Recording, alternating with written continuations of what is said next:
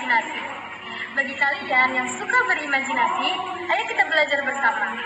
Jangan di-skip ya video kali ini, kita akan membahas mengenai pengertian, ciri-ciri, dan jenis.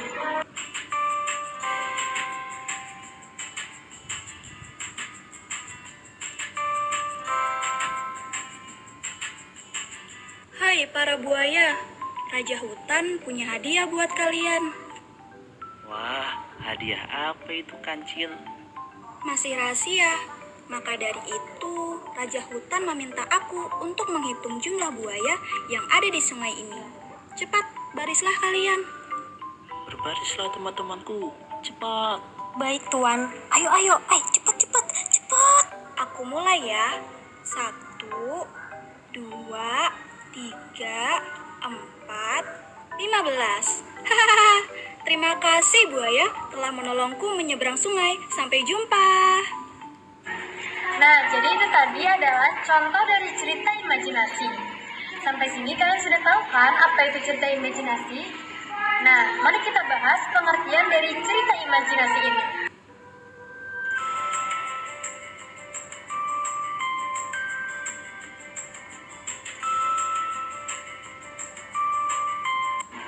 Cerita imajinasi adalah cerita fiksi bergenre imajinasi atau dunia imajinatif yang diciptakan oleh penulis. Yang namanya fiksi berarti tidak nyata ya teman-teman. Cerita imajinasi biasanya disebut juga dengan cerita fantasi. Pada cerita imajinasi ini, peristiwa yang tidak mungkin menjadi mungkin terjadi. Bahkan, tokoh dan latar cerita imajinasi tidak ada di dunia nyata.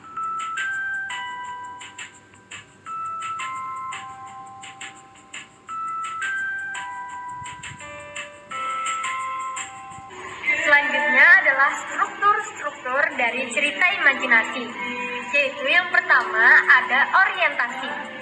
Apa sih orientasi itu?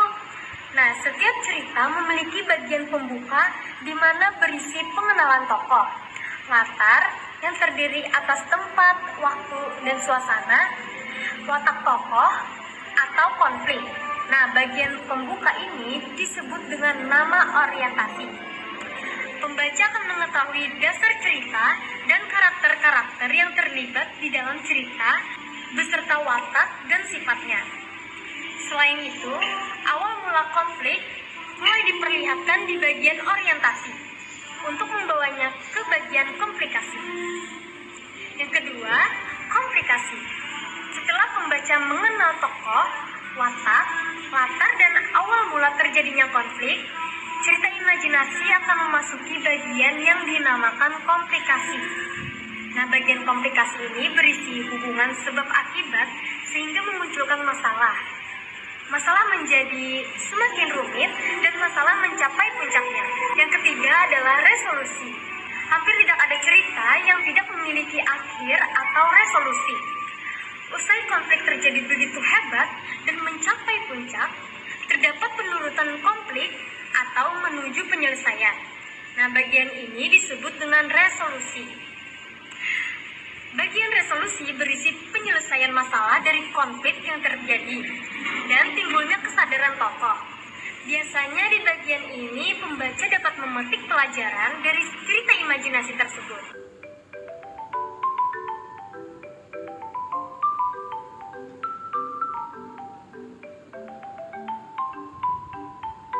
Cerita imajinasi dibagi menjadi dua jenis, yaitu cerita imajinasi total dan cerita imajinasi irisan. Yang pertama kita akan membahas cerita imajinasi total. Apa sih yang dimaksud dengan cerita imajinasi total? Nah, jadi cerita imajinasi total dikategorikan sebagai imajinasi pengarang terhadap objek tertentu. Pada kategori ini, semua yang terdapat pada cerita tidak terjadi dalam dunia nyata.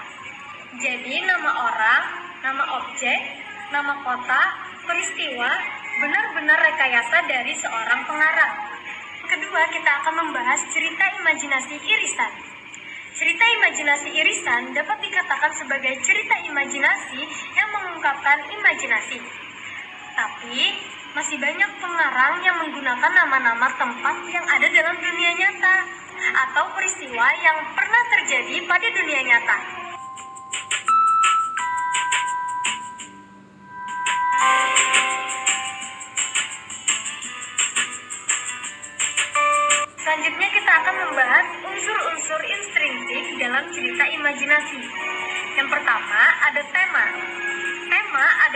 dasar dari cerita. Tema ditentukan terlebih dahulu oleh pengarang sebelum cerita itu ditulis. Yang kedua, tokoh dan penokohan.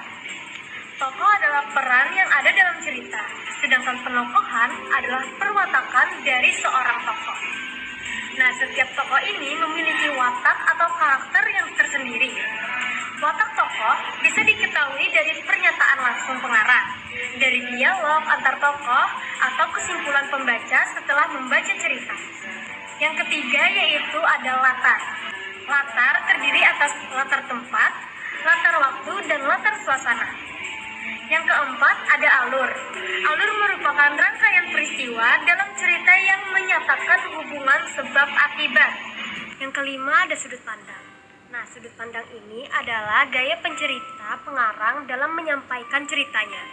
Seperti sudut pandang yang digunakan oleh pengarang biasanya sudut pandang orang pertama dan sudut pandang orang ketiga.